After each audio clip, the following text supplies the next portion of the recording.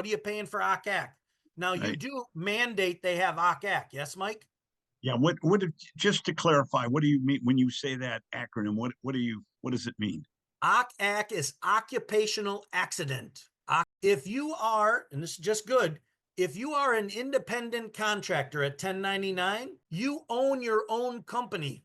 You're an independent businessman. So you have, let's say, an LLC, which you should have if you're an owner operator. You should have your own LLC. Hmm.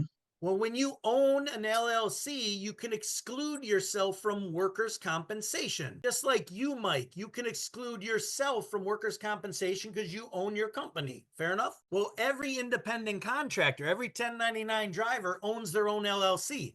They can exclude themselves from workers' compensation. Well, here's the problem. I'm an owner operator. I own my company. I exclude myself from workers' comp. I'm driving down the road and I fall asleep and I crash my truck and roll it and I break my neck. Was I at work? Yes or no? Yes.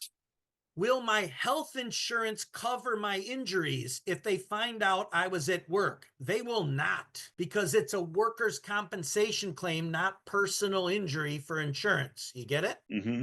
But I excluded myself from workers' comp. Now I have no coverage from my broken neck because I'm independent.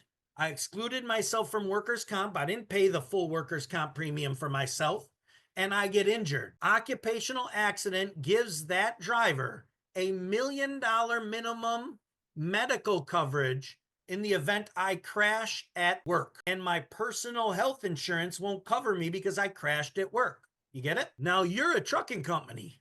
If you don't make them get occupational accident and they crash and break their neck and they're independent with their own LLC and they don't have occupational accident because they're cheap, what will they do to pay their $300,000 broken neck medical bill? They're going to try to act like they're an employee of your company to get that paid through your workers' comp. Do you understand? Right. Well, That's what if what if you have them sign a independent contractor It's waiver of not going to workman's work. compensation? Nope, it's not going to work because workers' comp is state law.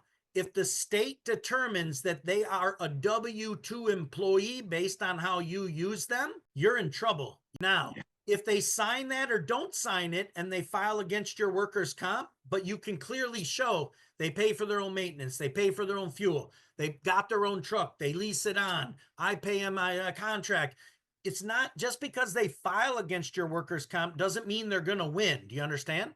Yes. But it also doesn't mean you don't have to hire an attorney to defend yourself. So what's the best thing for you to do? Everybody on this call, in my opinion, I can have it, should, if they have 1099, every 1099 driver should have a occupational accident policy so they have $1 million of coverage while they're at work. In the event they get hurt, the crash report says they were at work, their personal health insurance denies it, and the only way they're going to get the bill is to try to claim they're a W 2 employee with you. If they had $1 million worth of coverage and it was covering all their bills, what is the likelihood they're going to go after you? It's slim that they're going to go after you if they already have coverage. But what if they have 300,000 in bills? Their health insurance won't cover it. They don't have no OCCAC. And the only way to get it paid is to file workers' comp against you. So, moral of the story for everybody on this call, everybody who pays a driver a 1099, you should have OCCAC for that driver, bobtail, and physical damage only if they want it. You don't care if they have coverage for their own truck. It's not on you. They can self-insure their truck if it ain't worth nothing. However, if you have 5 or more drivers and you're having them go get their own policies, that's a mistake because you can't add the contingent liability to protect you against lawsuit and attorneys and workers' comp claims that are unfounded. Once you hit 5 drivers, you should set up the program yourself. It not only gives you control, you make sure they do it. You don't have to wait for them to get the insurance before you put them in the truck. You'll get better rates because you'll get a package deal with the 10 drivers instead of individual with 1. And then you can pay this $1,500 for built-in protection. Make sense? So, and if anybody wants to see a video on how to set up your owner-operator program, on Trucking Wins, we have an owner-operator program video that I recorded a year ago. Go watch that. It'll tell you how to set it up and what the Okay. pitfalls are for not doing it.